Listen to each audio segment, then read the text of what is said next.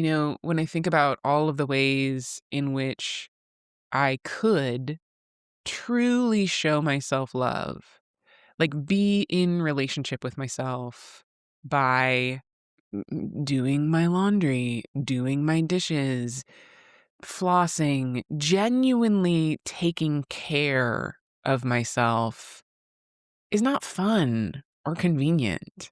But there are beautiful and fun and wonderful upsides to that too. I think in relationship, in community, it's always about finding a balance. It's always a dance of doing the things that are necessary to care for and nourish and support that dynamic. Welcome to Settling is Bullshit, a sweary podcast about claiming your joy.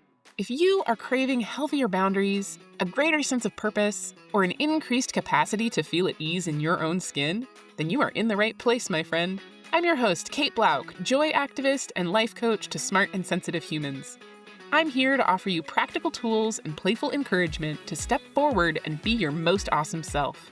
My hope is that each episode will leave you feeling a bit more empowered to make brave choices and claim your joy. Hello, my friend.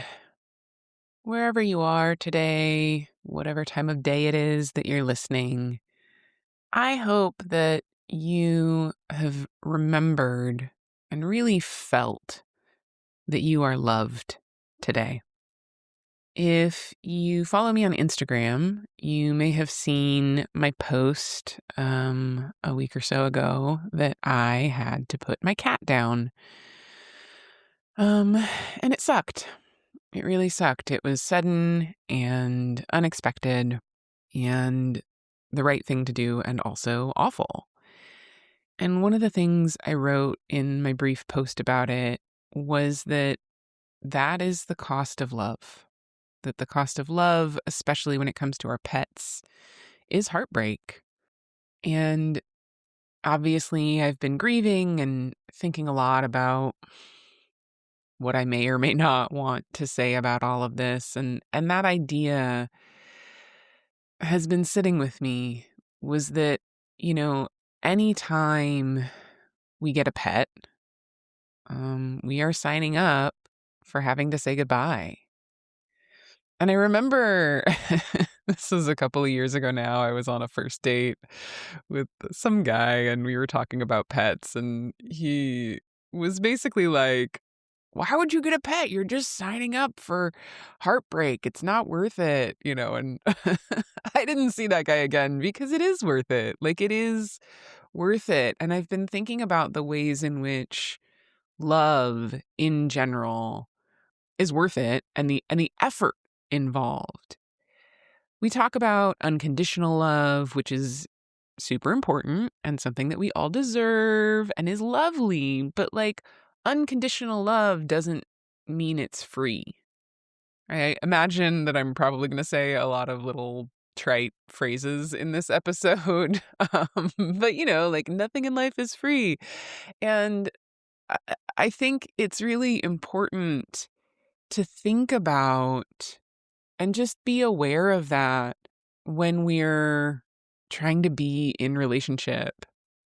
A while ago, I heard this quote and I fucking wish I could cite it for you. I do like to cite my sources, but I heard somewhere this idea that like the cost of community is inconvenience.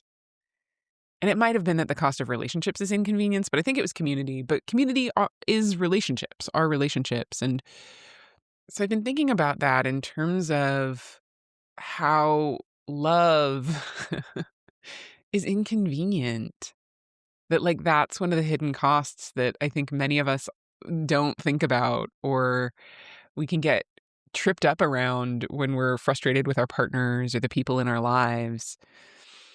Is that the cost of love is inconvenience. The cost of love is compromise. The cost of love is sometimes putting other people's needs in front of our own. And That's not annoying. It's annoying, but it's also so fucking worth it. And I've been thinking about this, especially in terms of like self care. Back in the early days of the podcast, I had Dawn Church on to talk about the messy side of self love and the messy side of self care and the ways in which love and self care and doing the right thing often isn't easy, often isn't convenient. When I think about all of the ways in which I could truly show myself love, like be in relationship with myself by doing my laundry, doing my dishes, flossing, genuinely taking care of myself is not fun or convenient. But there are beautiful and fun and wonderful upsides to that too. I think in relationship, in community, it's always about finding a balance.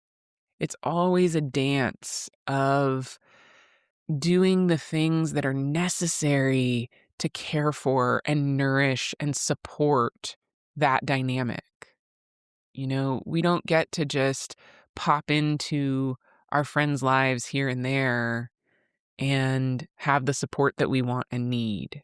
You know, if we're kind of not talking to somebody for 6 months, we're not going to have the kind of like dynamic, intimate relationship that we may want, unless we have friends that works for. But in general, as with growing a little house plant, like you got to water it. You got to give it the nourishment that it needs. And relationships are very much like that. And it's not free. Like there's a give and take. There's a reciprocity involved in any kind of relationship that we have. Again, whether it's with ourselves, whether it's with our friends, whether it's with our partners or our pets, part of really giving and receiving love is a sense of responsibility, is an obligation to show up and to do the things that we don't necessarily want to do all the time. And I just think it's like helpful to hear that reminder, to get grounded in it. This is a podcast for recovering people pleasers, for folks who struggle with boundaries. And so it's also, I think, really important to center ourselves in that dynamic, right? There's this idea that, putting my needs first is selfish or whatever. And I, again, to this particular audience, from this particular perspective, am trying to really encourage us to put our oxygen masks on first, to check in and be like, what do I need? Because that's the primary relationship in our lives. The primary relationship in our lives is the one that we have with ourself. And it's not free either. Like we have to show up for that. We have to do the things that our system is telling us we need, whether we like it or not, you know? Especially as I'm aging, the like obligations that I have to my body are making themselves more and more known. I used to be a long distance runner. I was looking through some old photos last night, and I haven't been running for about a year now, partly because I haven't really been willing to do the like PT and the exercises and the effort that would be required to allow me to run again. And I've just been really thinking about the trade-offs that we have to make.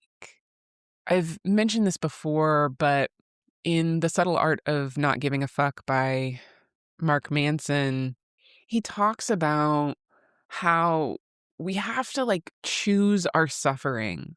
That again, like nothing in life is free.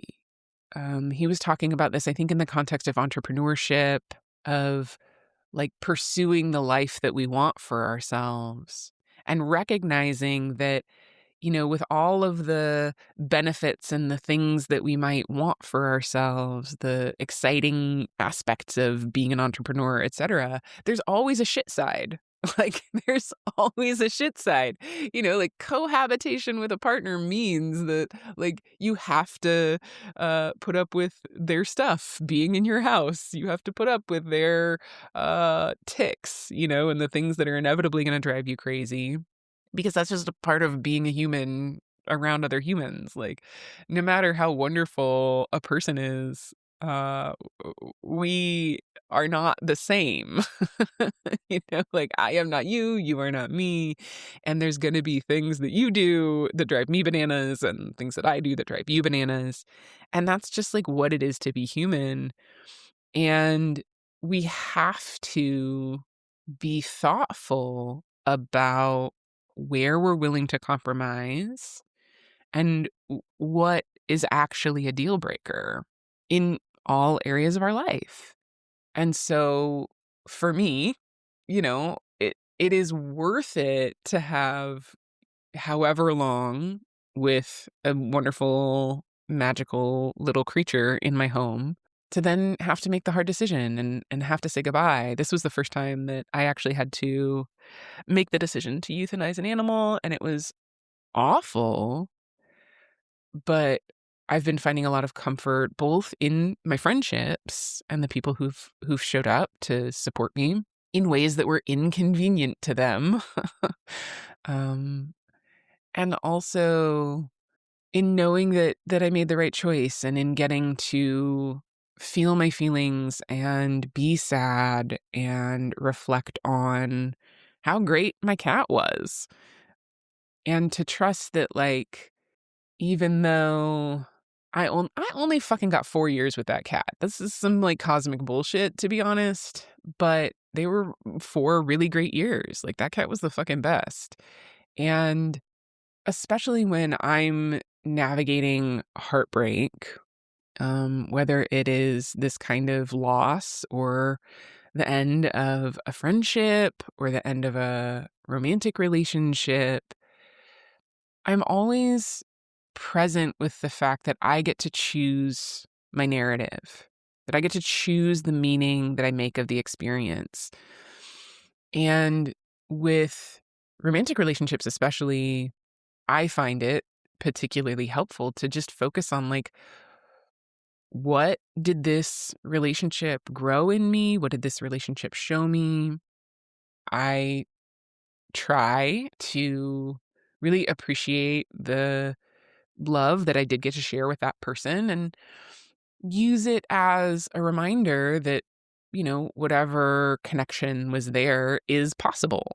Anytime that we get to share love and connection and togetherness with another human or another animal, it's evidence that that is possible. And to repeat something that I am fond of saying, we find evidence of what we're looking for, and we get to choose our stories. And so anytime that, like, love ends for whatever reason, or there's a rupture that cannot be repaired, on the other side of it, I get to choose how I want to make meaning of it. And for me, with my cat, like, he came into my life because I couldn't make up my mind about a dog. Like, I wanted to get a dog. I didn't know what kind of dog to get. I was like, I'll foster a cat. And then I found the perfect cat, and I got to spend 4 beautiful years with him. And even though I'm still a bit heartbroken and I miss him, it's so much more helpful to me to choose gratitude, to choose appreciation that, like, I got 4 years, and that was more years than I would have otherwise had. And now that I don't have a cat anymore, and I'm a very different person now than I was 4 years ago, I feel a lot more prepared to make an informed dog decision. So stay tuned. You'll be hearing about whatever dog I get um, in a month or so, because it's important to feel my feelings and grieve the loss, to not just jump from one thing to another without really reflecting on and honoring the experience that I got to have. And so I mostly just wanted to hop on because this is what's on my mind. This is what's present for me. This podcast, in many ways, is an opportunity for me to explore whatever's actually going on with me and create a record and an archive for my future self. And hopefully sometimes be of use to you. And I gave myself permission in this episode to just sit down and record and not worry too much about whether this was going to be especially useful or engaging to anyone but myself. But my hope is that if there's a relationship in your life that you're feeling frustrated with, that you're feeling a little crunchy about right now, for whatever reason, my invitation is to take some time and really think about what being in that relationship provides. What are the good things? What are the beautiful, yummy, wonderful things about that relationship that called you to it in the first place? And really be with that for a little while. And then maybe turn to kind of what's at the root of whatever crunchiness or frustration or grief that's happening. And, depending on how crunchy this might be, you get to ask yourself, is this worth it? Because ultimately, love and connection and being in relationship with someone shouldn't be draining. At a minimum, if we're going to give our time and energy and love and affection and willingness and support to others on the grand scale of things, we should be coming out the other side either better for it or even. I was having a conversation with a friend a couple weeks ago about dating and checking in with ourselves of do I enjoy spending time with this person? Do I leave feeling at least neutral, if not ideally feeling better, right? But if I leave encounters with folks feeling drained, then that's something to pay attention to. And also to be very clear, the people in our lives go through periods that sometimes they're going to be draining. So we need to take the kind of bigger view when we're thinking about our longer term relationships. But we're responsible for taking care of our own needs and our own energy and not showing up depleted and not giving what we don't have to give. And so it's just something to pay attention to. And I hope that whatever kind of friendship, relationship with partner, with family, at work, that came to mind, that you're able to access the good stuff, to get clarity around that, and to really consciously choose whether this is worth it. When we're approaching relationships and love, especially from a place of scarcity, it can be so easy to let ourselves be doormats, to let people trespass our boundaries, to put up with shit that we don't need to be putting up with because we don't think that we have agency and we don't think that there's going to be enough and we don't think that there'll be anyone out there to fill the gap that might be created if we let go of this thing. And so invitation number 2 is to remember that the universe is abundant and loving. That might be really hard to access right now because of fucking everything that's going on in the world. But if you zoom in, right? If you set the fucking fascist shit show of the world aside, keep it outside the walls of your home for just a minute, and you circle up into your center and into the relationships that immediately surround you. I want you to just breathe into the knowledge, to the reality that there is love present in your life, that it is available and accessible to you, that you are loved, you are loving, and you are lovable. And so you don't have to put up with bullshit. You don't have to put up with terrible bullshit. You don't ever have to put up with people being mean to you or leaving you feeling ashamed or demeaned. Fuck that noise. And that is absolutely not worth it. people being a little bit flaky and bad at returning text messages or putting away dirty socks or loading the dishwasher wrong. Like that is worth putting up with for the trade-offs. And so similarly, like as I'm thinking about getting a new pet, I'm really being conscious of, if I get a dog, I'm going to have to walk the dog, right? I'm going to be obligated to this pet in a way that I was not obligated to my cat. But the fucking trade-off is that I don't have to have a goddamn litter box in my house anymore. That I could never find a place to put a litter box that didn't bother me. Um, and again, and like that was the trade-off of having the best cat ever, and I put up with it. And it was a cost that I was willing to pay for the love and just like beauty of that particular relationship.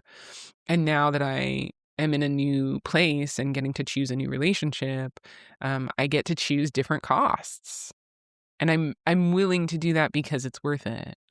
So that's my heartfelt invitation and ramble for you today. I really do love this podcast, even if I haven't been able to give it the love and affection and attention that I would prefer lately. And I'm hoping that giving myself permission to just be where I'm at and be with you again will help get some of that momentum back, because this really does fill my cup when I get to be here and record these episodes for you, even if the for you might just be future me. But I know some of you are listening, and I hope that this episode left you feeling uplifted and reminded you of the abundance of love and connection and support that is available, especially when we start with ourselves. I gave myself permission last week to not push very hard, to not work out that much, to not power through. And that was a really loving thing to do. And showing up to this microphone this morning also felt like a loving thing to do. And now I'm going to go gently exercise and start getting back into life, because that's the loving thing to do. So I guess this is invitation number 3 of this episode is ask yourself, what's the loving thing to do today? For yourself first, and then for someone else in your life. Because the more that we show up in love, the more that we tap into that energetic force, the more that's going to ripple outward, and the more good we're going to do in the world. So I am sending you lots of love today, and I hope that you're able to reflect that outward to someone else too. Thank you so much for listening. If you enjoyed this episode, please help me grow the podcast by subscribing, leaving a review, and sharing it with anyone you think would benefit from hearing it too. Your support means the world to me. If you'd like to get updates about new episodes, posts, and offerings, please visit settlingisbullshit.com to subscribe to my newsletter. You can also find information there about working with me one-on-one to build your most amazing life. Until next time, remember that I believe in you and that you are fucking awesome.